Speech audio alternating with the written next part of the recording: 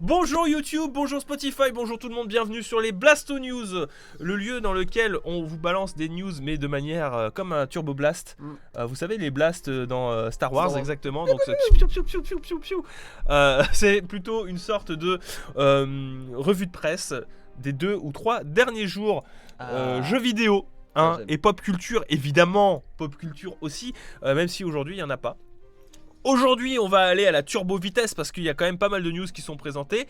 On va faire le point sur les annonces, notamment, on se donnera rendez-vous, il y aura des news. Je le rappelle, les DLC de Pokémon Sword and Shield vont bientôt arriver.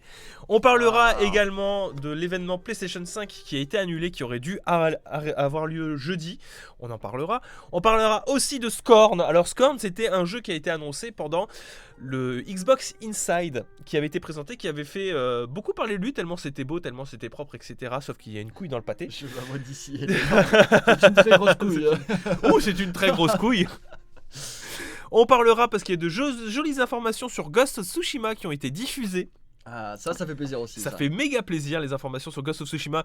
Ghost of Tsushima que j'attends encore impatiemment, même si je commence à apprécier Last of Us, j'attends beaucoup plus Ghost of Tsushima que Last of Us Part 2, personnellement. Édition collector des One.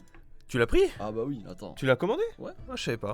On parlera de Valorant aussi, qui est sorti aujourd'hui. Bon, il y a plein d'informations sur Valorant qui ont été diffusées par Riot Games. Et on terminera sur Google Stadia qui a encore été critiqué. Et c'est ça qui est marrant, c'est que c'est un des partenaires de Google Stadia, Day One, qui a assez vénère taclé Google Stadia. C'est triste pour Stadia. Ils se font poignarder par leur porte. En mode, le mec il s'est rendu compte de l'état actuel du marché. Après, tu sais. C'est là que tu te rends compte qu'il y a des gens. Ils connaissent rien. Non, mais c'est terrible. Il y a une sorte de décalage, on va en parler un peu plus dans la news parce que je vais pas faire la news maintenant, mais il y a un énorme décalage entre les joueurs, les développeurs et ceux qui réfléchissent au marché du jeu vidéo, et tu te rends compte que ceux qui sont dans le marché du jeu vidéo sont la tête dans le guidon et ne réfléchissent pas nécessairement comme il faut. Non, mais il y a un problème. Alors que pourtant, c'est eux les acteurs principaux, tu vois. Il y a une vraie scission entre tous ces rôles et. À ce niveau-là, c'est s'acharner sur un tombeau. Ouais, mais moi ça me plaît, moi. Tu vois, on finit là-dessus, ça fait plaisir. Allez, c'est parti. Ah, attendez, je me suis trompé, j'ai appuyé sur le bouton, fallait pas. Voilà. Tiens.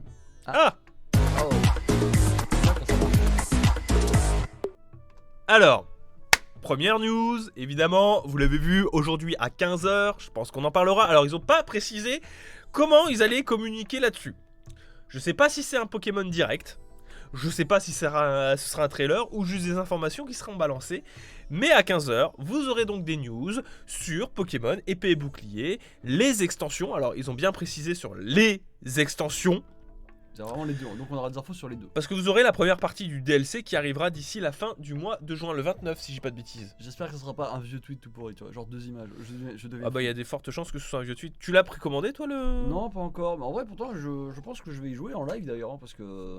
Askip c'est un Pokémon direct. Oui mais alors les Askip genre à 11h30 alors que c'est censé avoir lieu à 15h. De toute façon si vous recevez une notif Twitch, c'est que c'était un direct. C'est que c'était un direct. C'est nous on arrive...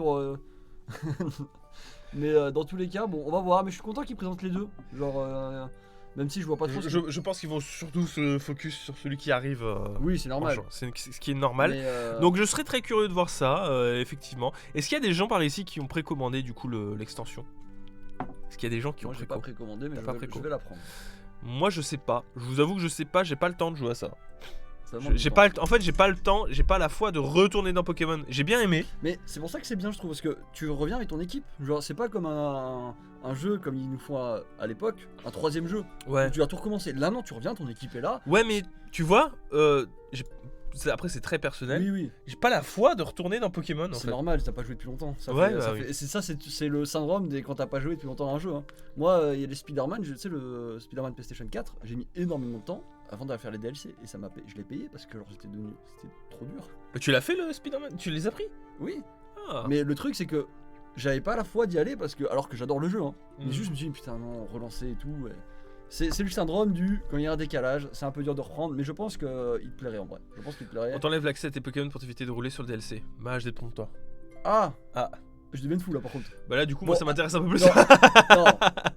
Admettons, mais au moins tu vois, je veux dire, je garde le même personnage. On est d'accord qu'on peut utiliser nos Pokémon malgré tout dans d'autres zones. Oui. Ah, je pense à la fin tu pourras les récupérer. Mais du coup ça fait très animé, tu vois. Genre en mode t'arrives dans une nouvelle zone, d'un coup feu dans la boîte. Bah pourquoi pas. Après c'est une nouvelle aventure donc en soi c'est cool. Je maintiens mon avis que les DLC sont super cool, mais personnellement j'ai pas la foi d'y retourner. Mais je suis curieux de voir ce qu'ils ont à annoncer parce que c'est peut-être ça qui va me donner envie d'y aller, tu vois. Ouais, c'est peut-être ça qui va me donner envie. Allez, on enchaîne.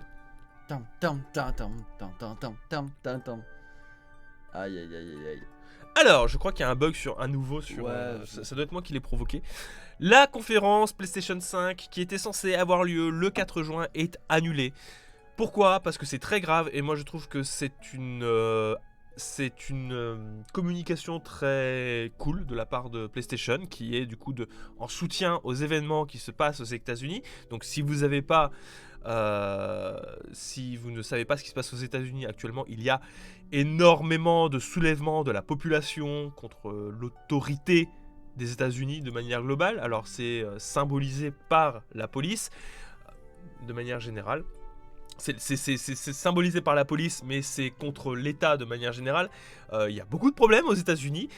Moi, ça me fait me rendre compte parce que bon, c'est un peu relou, si tu veux, que le monde s'arrête de tourner parce qu'il y a un problème aux États-Unis. Moi, c'est ça qui me gonfle le plus, si tu veux, c'est de se rendre compte que les États-Unis, aujourd'hui, il se passe un problème, c'est le monde qui en pâtit. C'est comme le Covid, hein. Comme le Covid, hein. On a eu des problèmes. Si le Covid a eu beaucoup de soucis ces derniers temps, c'est à cause notamment de Donald Trump et de comportement des États-Unis vis-à-vis de la gestion du virus, parce qu'ils l'ont géré comme des merdes. Voilà. Moi, je vais avoir des mots lourds. Le gouvernement américain, c'est un gouvernement d'attardés. Et les États-Unis, si on doit vraiment faire une tier list de low IQ sur l'échiquier politique, les États-Unis sont très en bas. Ils ont beaucoup d'argent, c'est tout. Ils ont beaucoup d'argent, même pas. Beaucoup d'argent. Non, ils sont méga endettés. Les États-Unis, c'est. Ouais, mais ils ont de l'argent de dette, tu vois. Ils ont. Mais globalement, en vrai. Et ils ont tout. S'il y a encore un pays qui a encore des problèmes assez vénères. Et tous les problèmes de société qu'on se tape aujourd'hui, ça vient des États-Unis aussi. Voilà. La population noire américaine, afro-américaine, souffre énormément. Pour ceux qui ne seraient pas au courant, ça m'étonnerait que vous ne soyez pas au courant, elle souffre énormément de discrimination aux faciès, de discrimination policière. Alors ça, c'est un truc qui... la discrimination aux faciès, malheureusement, c'est un truc qui, dans beaucoup de pays, on va dire... c'est partout, ça. Y a pas ouais, c'est un peu partout. Mais aux États-Unis, c'est vénère, parce que en plus, t'as le droit au port d'armes. Non, mais c'est ça, pour moi, ça joue. Genre, vraiment, je veux dire... les États-Unis, c'est un cocktail. Genre, ils se sont dit, on va prendre tous les trucs, on va les mettre ensemble et ça va partir en couille. Ah non, mais c'est insane. Mais bon, je veux dire, c'est triste, mais...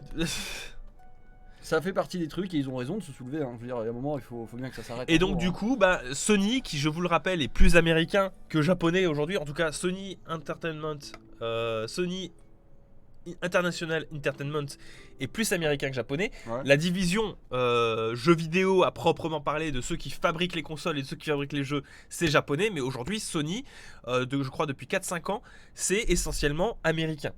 Voilà, vous le savez, Sony of America, c'est un petit peu le Ed Carter aujourd'hui. Moi, ça me rend juste un peu triste que j'avoue qu'un peu de bonnes nouvelles ou juste ça pour changer les idées, ça m'aurait fait plaisir, tu vois. Oui, c'est sûr. Je t'avoue que... mais bon. Du coup, c'est décalé pour une date indéterminée. Surtout que tant que c'est encore trop chaud aux États-Unis, ce sera décalé. Je l'avais presque convaincu de venir ici faire un live. Putain. Oui, voilà. Donc, je sais pas. Après, encore une fois, alors, faut pas le prendre mal, ce que je vais dire. Oh là.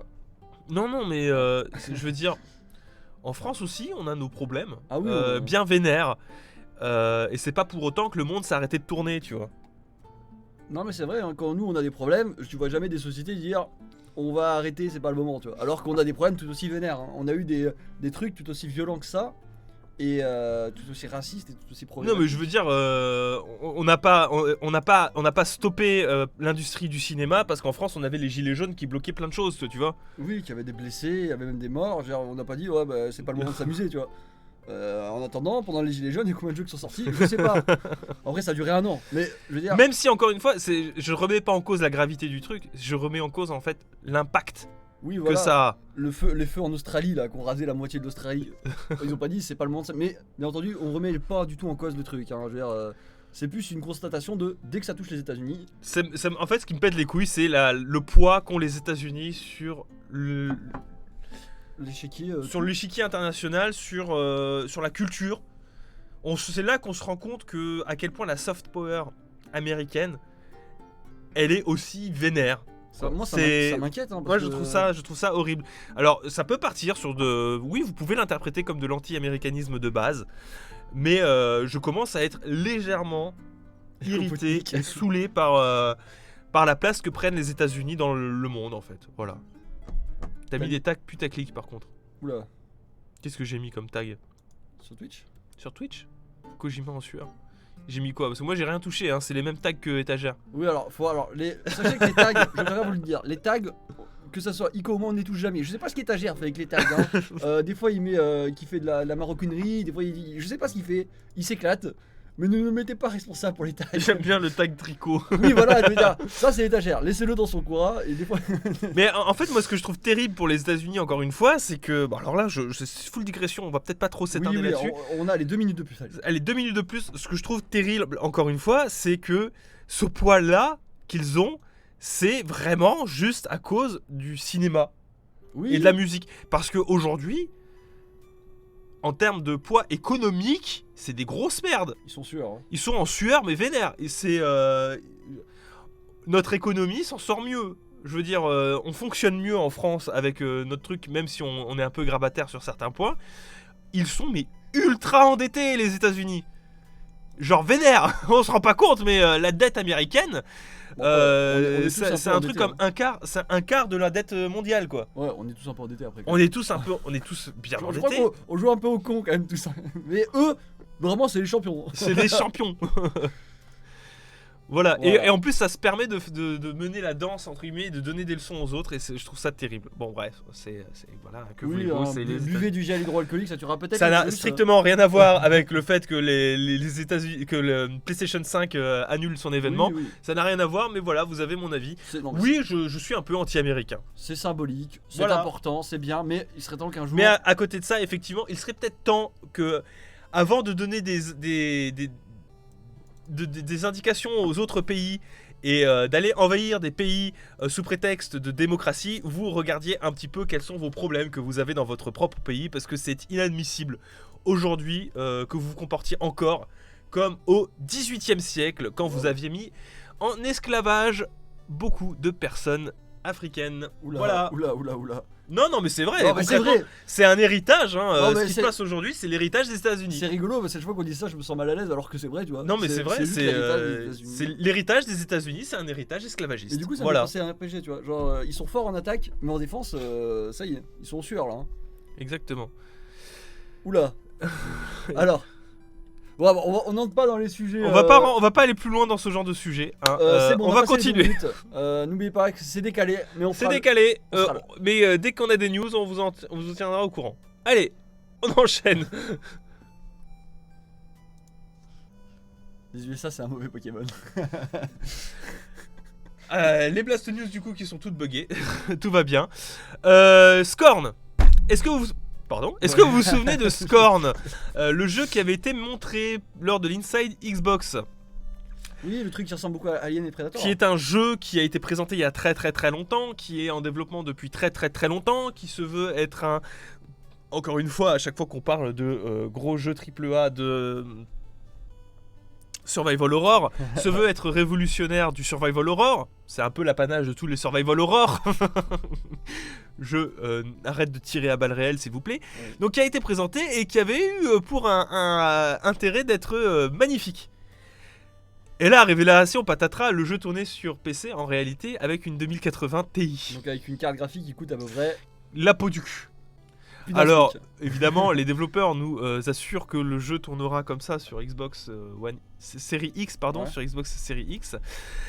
C'est triste, mais ils nous assurent aussi que le jeu tournera en faisant quelques petites concessions d'optimisation sur une RTX 2070, soit super.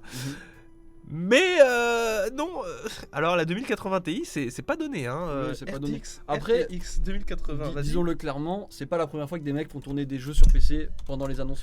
Ouais, enfin là c'est une RTX 2080 Ti. Enfin, mec, c'est la carte graphique la plus puissante à ce jour. Je sais, mais à côté, admets-le que 1259 €.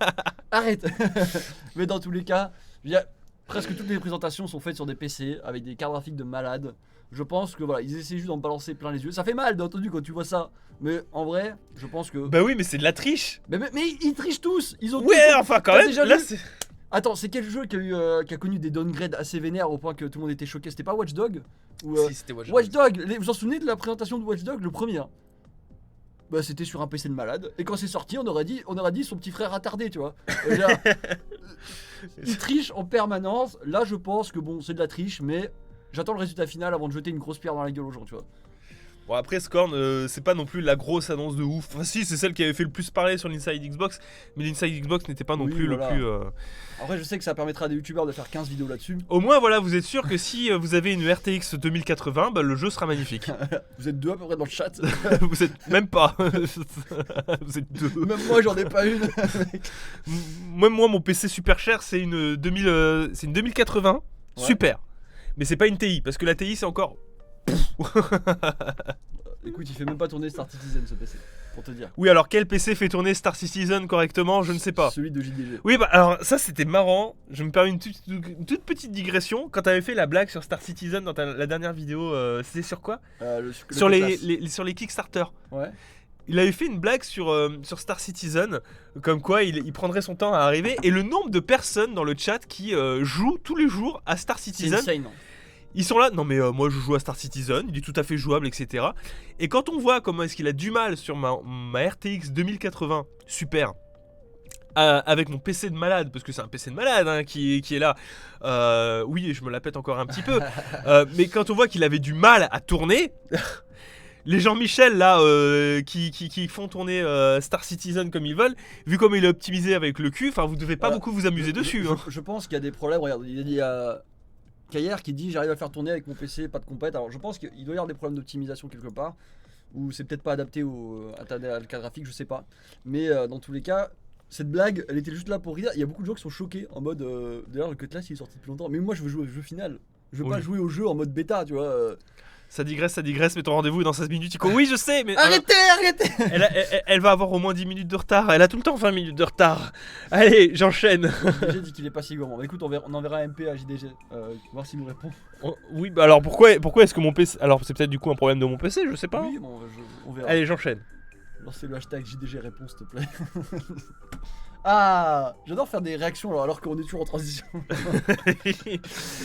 La news qui suit, du coup, c'est Ghost of Tsushima.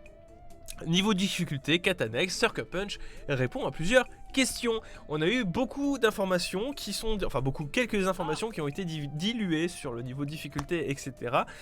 Et c'était plutôt intéressant de voir comment est-ce que le jeu il est pensé. Alors, bah, du coup, je vais vous lire ce qu'a dit notre très cher monsieur de chez Sucker Punch. Sur le point de difficulté, déjà dans un premier temps, il y a 3 niveaux de difficulté.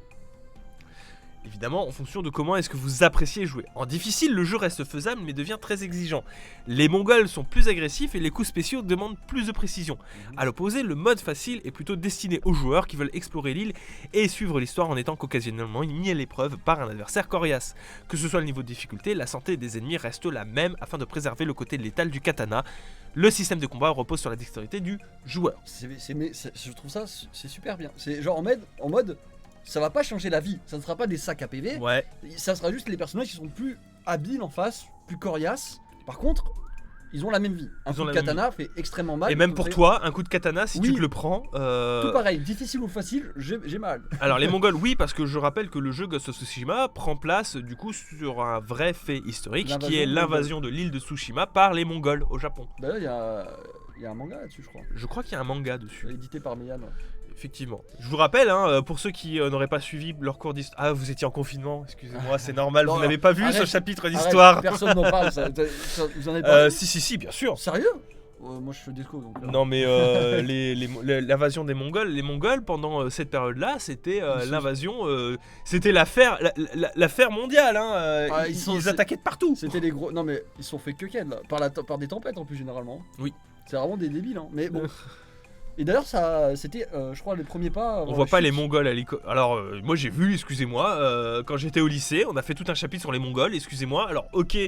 On n'a pas vu le versant, ils ont attaqué le Japon, mais les Mongols, ça fait une grosse partie de l'histoire du lycée sur les invasions des Mongols en Europe.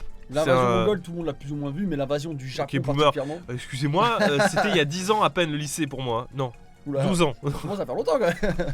Oui bah excusez-moi, mais si vous... Arrête. Hein. Bref, donc je reviens sur Ghost of Tsushima parce que là vous me tendez la perche pour faire de la digression. Arrêtez maintenant. Ils veulent que tu sois en retard, je le sais. Vous voulez que je sois en retard. Vous voulez que je sois en retard. On va pas lancer M2, genre. Moi ça me fait surtout me dire que je jouerai en normal parce que du coup ce sera pas aussi exigeant qu'en difficile, mais plus intéressant qu'en facile. Je prends difficile en live, je pense. Si on a le bouton. Putain. Si d'ici là on est partenaire. Voilà. Donc on va pouvoir continuer du coup. Plusieurs histoires entourent l'aventure principale de Jin sous la forme de récits secondaires. Certains sont brefs et d'autres lient Jin à des personnages intéressants, offrant aux joueurs la possibilité d'en apprendre davantage sur l'île et ses nouveaux amis. Nous voulions encourager les joueurs à explorer un vaste monde de Tsushima. Je vous le rappelle encore une fois, mais il y a de l'exploration façon Breath of the Wild avec beaucoup de points d'intérêt qui vous entourent. Et qui du coup l'exploration ne se fait pas via essentiellement la minimap, mais via le vent qui vous guide vers votre quête principale, et à chaque fois que vous avez envie d'explorer quelque chose, il y aura des indications visuelles. Ça fait très guerrier, le vent me guide. Le vent me guide. Alors toi tu dis Breath of the Wild, moi je dis plutôt The Witcher, toi. Non.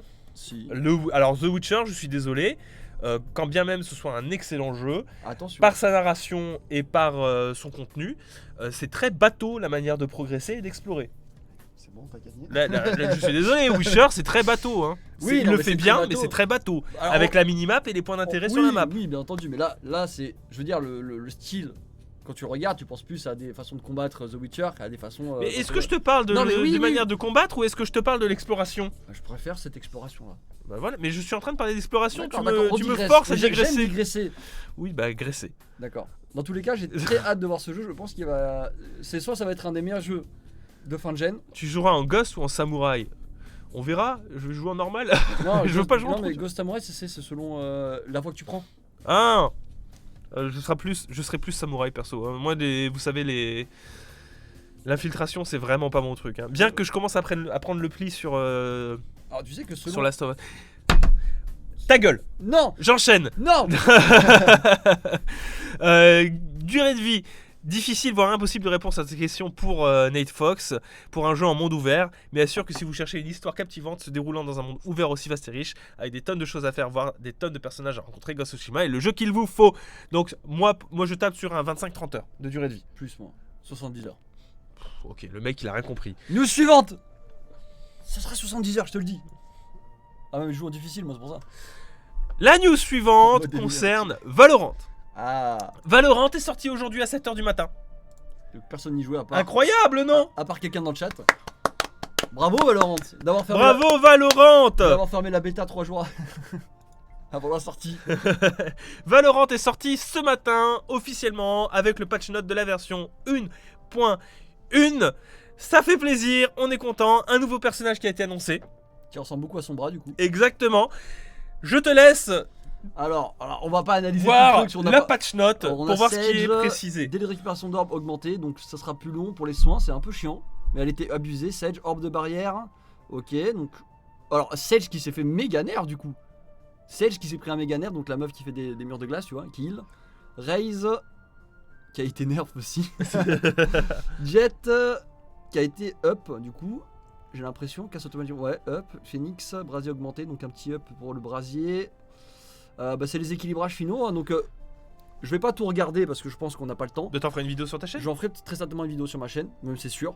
Sage qui a été nerf, mais ça c'est pas surprenant. Dépêche-toi avant qu'il sorte un autre patch. Ah oui, parce qu'ils adorent faire ça. Hein.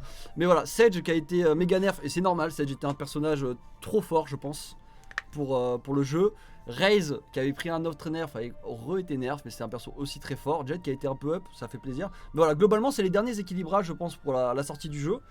Ça fait plaisir, mais c'était à ça que servait la bêta. C'était là où les mecs se battaient avec un jeu pas du tout optimisé et pas du tout équilibré. Je pense que du coup Valorant va être très cool. Et j'ai très hâte d'y rejouer. Du coup, donc le jeu est en 1.0. Vous pouvez le télécharger maintenant depuis votre launcher Riot. C'est ça. Et rendez-vous du coup pour jouer. Parce que il y aura plus de drop, donc ça c'est cool aussi. C'est ça. En parlant de drop, parce que ce qui était intéressant de voir, parce que maintenant je voulais parler du fait qu'il soit sorti, etc. Mais ce qui était intéressant, c'est que Riot Games a diffusé des chiffres aussi. Notamment sur le fait qu'il y a 34 millions de vues en 24 heures sur beaucoup d'audience Twitch, etc. Ils sont plutôt contents, très contents, Riot Games. Dans le sens où ils ont publié leurs chiffres. Ils se sont dit... voilà, les chiffres sont là, voilà. Les chiffres... Riot Games est heureux, il y a plus de 470 millions d'heures de stream vues en cumulé sur Twitch et Africa TV pour Valorant, sur un peu plus d'un mois, 3 millions de joueurs quotidiens. Maintenant, remettons les chiffres en perspective, parce que Riot dit officiellement, et c'est normal, ils vont pas mettre de nuances à leurs propos, hein, ils sont dans une période de communication, qui sont plutôt contents. Je rappelle qu'il y avait le système de drop actif et que les gens passaient plus de 24 heures, voire 48 heures à regarder des streams pour espérer avoir un jeu. Et que du coup, ça va un peu fausser beaucoup de données sur Twitch, sur les jeux les plus connus. Maintenant, le jeu est sorti, donc ça ne m'étonnerait pas que le jeu soit toujours en tendance... voilà. Il est toujours devant, tu vois, mais c'est de manière moins vénère quand même qu'avant. Parce qu'on était quand même sur plus de... Je crois qu'il y avait genre 500 000, 600 000 viewers à un moment sur les pics. Oui. Après voilà, il s'en sort bien. Cependant, le jeu est sorti. En vrai, pour un jeu qui sort, je trouve que 140 000 c'est pas beaucoup. Un jeu avec après, je te rappelle que Apex est arrivé. Très sincèrement, dans la tête des gens, le jeu était sorti depuis son annonce bêta. Oui, c'est sûr. Pour vous dire, moi-même, je voulais y jouer il y a quoi, 2 jours. J'ai fait comment ça s'est fermé. C'était qu'une bêta. Oui, ce n'était qu'une bêta. Mais non, je pense que Valorant va se faire sa petite place et qui va un peu réactualiser les jeux de FPS. Parce que voilà, Counter-Strike est un jeu vieillissant, il est très bien, j'adore Counter-Strike.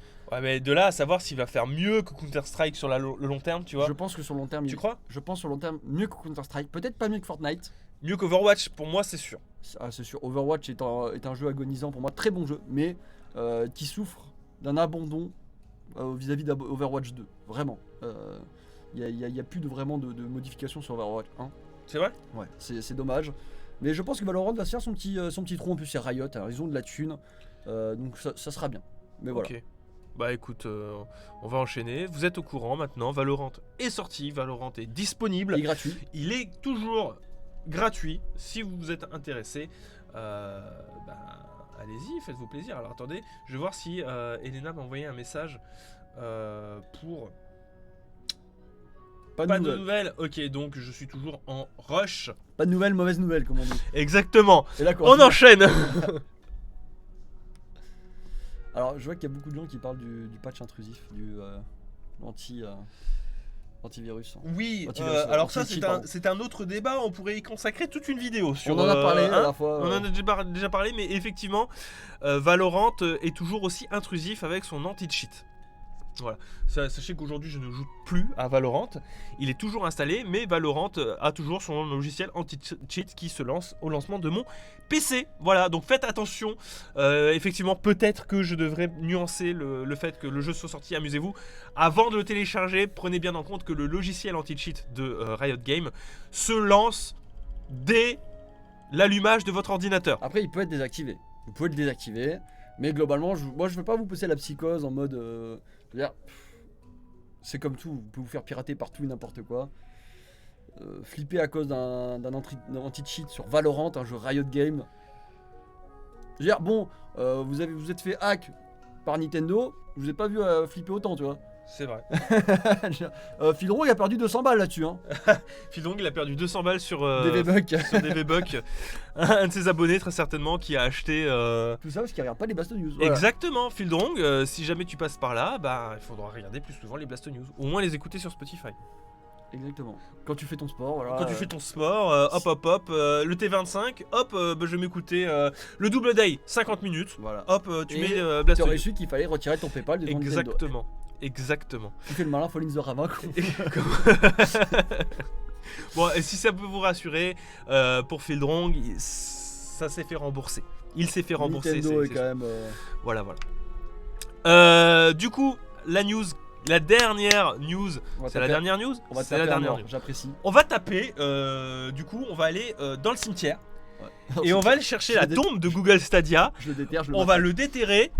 On va faire pipi dans la tombe, tabasser du coup les restes de Google Stadia et le remettre dans sa tombe avec tout le pipi qu'il y a dedans. J'enterre pas. Et on va tout refermer proprement. Ah, on referme? Oui, on referme quand même. On respecte un petit peu les morts, un minimum. C'est vrai qu'on lui a pissé dessus, mais bon.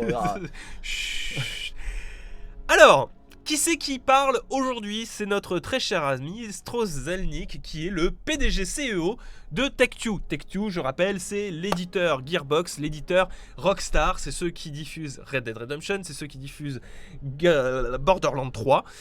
Wow, donc c'est pas les poireaux du coin. C'est pas les poireaux du coin, hein, c'est vraiment les gros monsieur. Take-Two, c'est des gars sur qui il faut compter dans l'industrie. Mais c'est des gars, tu te rends compte, qui sont un petit peu... la réaction de Strauss Zelnick, ça me rappelle un petit peu le mec qui est un petit peu trop distant du monde du jeu vidéo et des habitudes des joueurs. Pourquoi? Parce que notre très cher Strauss Zelnick était un enthousiaste de Google Stadia avant sa sortie, en mode, comme toute la presse vidéoludique avant lui, en mode c'est une révolution du jeu vidéo, ça va changer vos habitudes, ça va changer vos mœurs, ça va être absolument incroyable. Coucou jeuxvideo.com qui a vanté les mérites de Google Stadia avant de se rendre compte que finalement c'était bien de la merde. D'ailleurs, sachez que s'il y a bien des youtubeurs, streamers qui disent depuis Frame 1 que Google Stadia c'est de la merde, c'est nous, voilà. On n'est pas les seuls après. On est les seuls. C'est vrai. Lançons-nous des fleurs. On est les seuls à avoir craché sur Google Stadia Frame 1, alors même que Google nous a envoyé un. Pour me dire, on l'a reçu. Moi, j'ai joué au foot avec direct. Alors que j'ai eu ma boîte avec mon nom iconoclaste dessus 30 jours avant même, oui, à l'annonce de Google Stadia, c'était de la merde. La boîte qui a une porte d'ailleurs maintenant, pour te dire. Donc, oui, la boîte actuellement, effectivement, elle sert à... Retsuko s'amuse avec de ça. Bref, du coup, ce que je voulais dire, c'est qu'il était enthousiaste. Et aujourd'hui, il l'est quand même un petit peu moins et il pointe du doigt des défauts de la technologie. Peut-être que Google a promis trop de trucs. Effectivement, il se trouve que Google a promis trop de trucs parce que si autant on pouvait trouver plein de problèmes à Google Stadia avant le lancement de Google Stadia, sur le principe même du streaming de jeux vidéo, sur le fait que ce soit Google, que c'est un peu dangereux quand même que Google se lance dans le jeu vidéo parce que quand même, Google c'est pas une société toute rose non plus. Il y avait beaucoup de choses à dire là-dessus, mais ils ont trop promis, notamment sur le flou sur les achats de jeux vidéo, par exemple. Ils ont surfé allègrement sur le côté Netflix du jeu vidéo, alors que ça n'a jamais été le cas et qu'une fois que c'était sorti, ça n'était pas du tout le cas.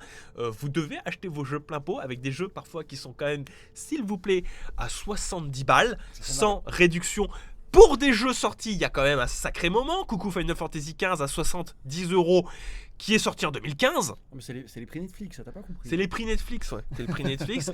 La grosse inconnue sur la Founders Edition, parce que quand même, y a un abonnement à payer pour pouvoir profiter du jeu en 4K, alors que le système a surfé allègrement sur le fait qu'on pouvait avoir de la 4K 60 images par seconde native.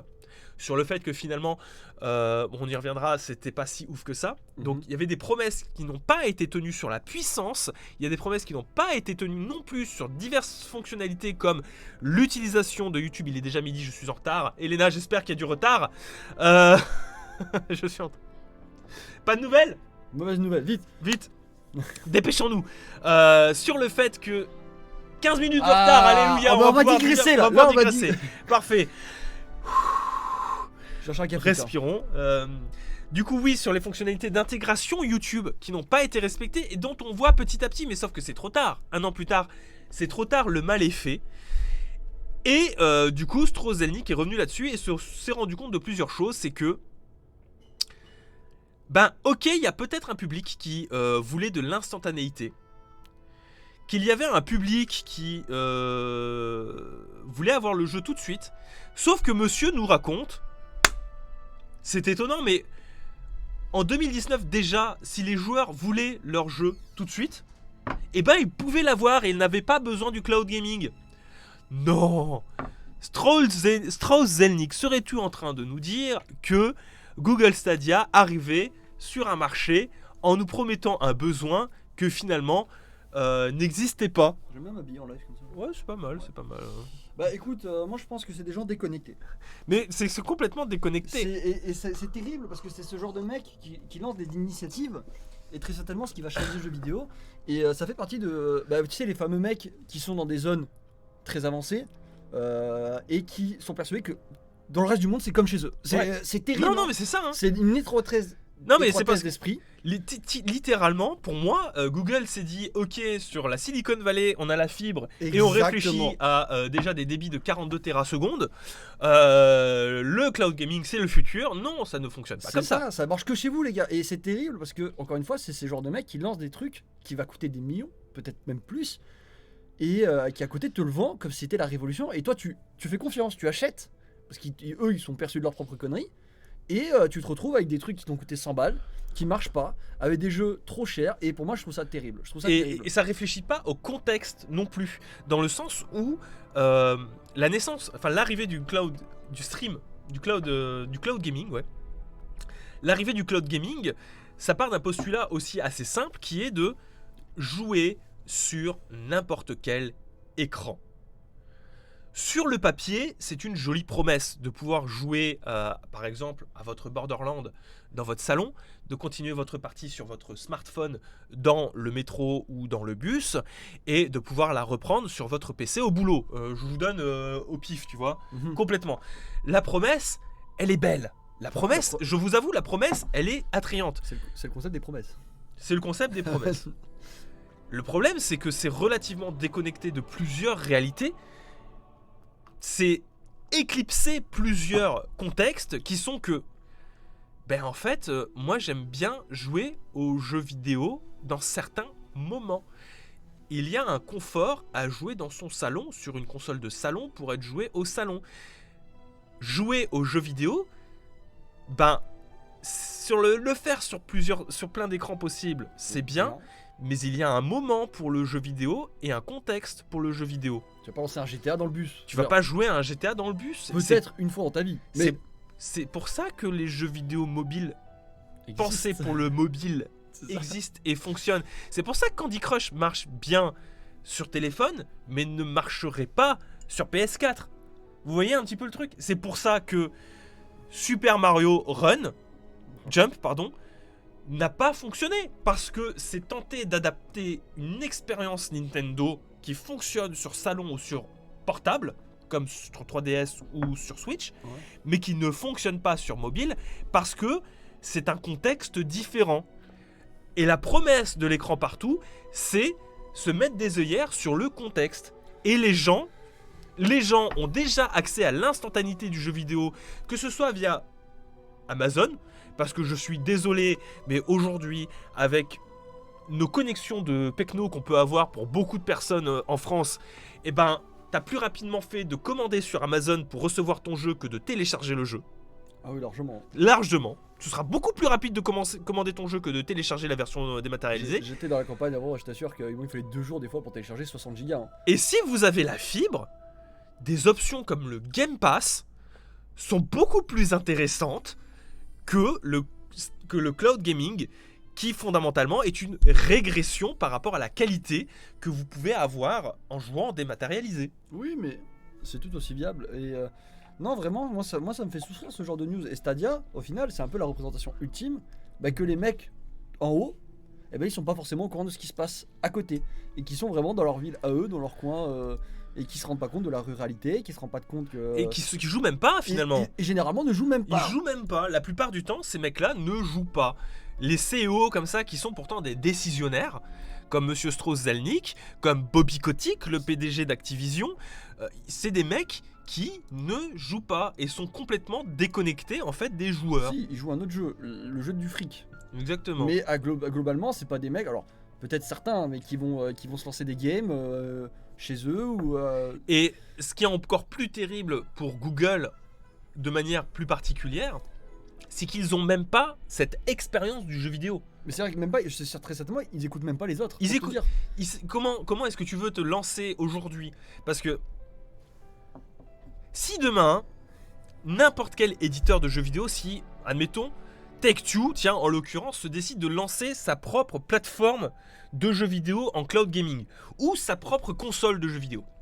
Si demain Sega veut se relancer dans le jeu vidéo en relançant une console ou une plateforme, si n'importe quel éditeur de jeux vidéo veut se lancer dans le cloud gaming, Microsoft, avec le projet xCloud, se lance dans le streaming, pour moi a beaucoup plus de pertinence dans le milieu parce que ils ont l'expérience jeu vidéo et connaissent mieux le marché que Google, qui est complètement noob dans le tas. Ils peuvent faire toutes les analyses qu'ils veulent, mais ils n'ont aucune expérience du jeu vidéo. Ils se sont jamais lancés là-dedans. Ils ont pas dû faire beaucoup d'analyses pour chier ça quand même. Il faut bien avoir conscience que Google Stadia, ça n'est pas une volonté de se lancer dans le marché du jeu vidéo pour le plaisir, entre guillemets, ou pour s'attaquer à un marché pour changer les choses dans le marché du jeu vidéo. C'est une option pour Google de se diversifier. C'est ça, que ça marche, tant pis, ça marche pas. Enfin, ça marche tant mieux, ça marche pas, tant pis. Et là, le problème c'est que, ok pour eux, OSEF. Mais moi ce qui me rentrait c'est pour les gens qui ont fait confiance et qui ont payé. C'est un prix, c'est un putain de prix. Et maintenant qu'est-ce qu'ils peuvent faire avec leur Stadia? Rien. À part payer 70 balles en jeu et laguer à chaque fois qu'ils bougent. Je veux dire, moi ça me rend malade ce genre de truc. Ce qui est terrible dans l'histoire, et on revient enfin aux attentes entre guillemets de ceux qui ont cru en l'aventure Google Stadia. Ce qui est absolument terrible, c'est que la seule expérience de Google qui était sur YouTube et sur l'intégration dans différents outils de Stadia n'a pas été respectée. La seule expérience que Google avait, ils l'ont même pas réutilisée à temps parce qu'il y a eu un retard sur l'intégration et c'est toujours pas encore fonctionnel de ce qui était promis sur streamer facilement du contenu sur YouTube, de pouvoir avoir accès quand tu joues par exemple, de pouvoir avoir accès à un let's play pour pouvoir te débloquer ou des trucs comme ça. Ça n'existe pas, il n'y a pas. Ça n'est toujours pas en place et c'est la seule expérience que Google avait, ils ne l'ont même pas utilisée correctement dans Stadia, ou en tout cas ça a du retard. Et c'est dommage. Ça a trop de retard pour que ce soit viable maintenant, c'est fini. Stadia est morte. À moins qu'il y ait une révolution tout à coup, je vois pas comment ils peuvent s'en sortir. À moins que d'un coup on développe la 25G et que tout le monde puisse jouer de chez soi sans aucune connexion, on va dire physique, c'est mort pour moi. J'ai l'impression que Google se désassocie de YouTube petit à petit. Ah bon? Je sais pas, je suis pas. Tu trouves Moi je trouve pas que c'est désassocié, c'est juste qu'ils essayent de multiplier leur. Oui, mais ils veulent mettre des œufs dans plein de paniers.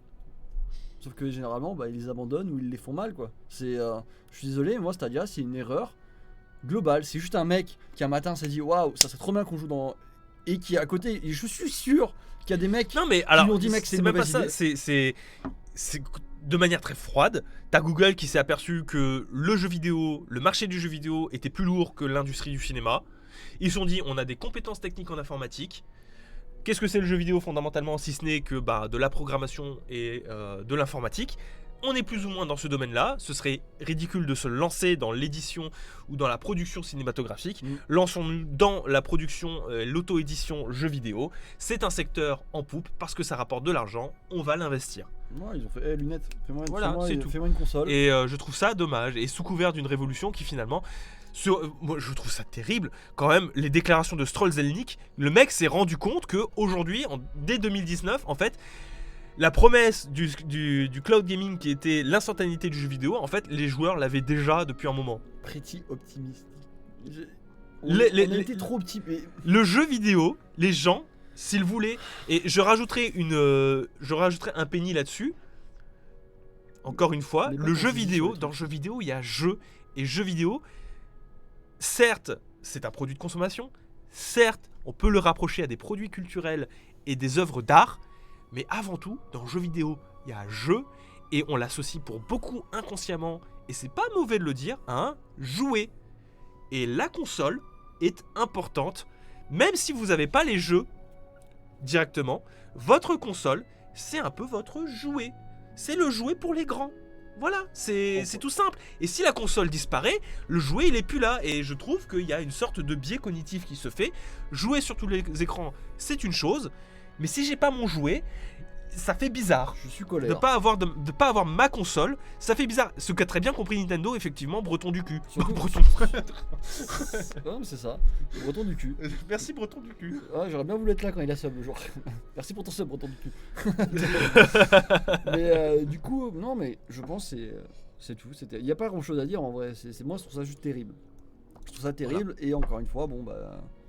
Bon, je vais vous laisser parce que ça y est, on est bientôt arrivé au quart d'heure du retard. Donc je vous embrasse et j'ai sub tout à l'heure. Merci beaucoup pour le sub, j'avais pas vu. Oh, merci merde, beaucoup. on a désactivé les alertes. C'est super sympa, breton du cul. Bah écoutez, merci à tous. Du coup, les nouveaux followers, les nouveaux arrivants sur YouTube, etc.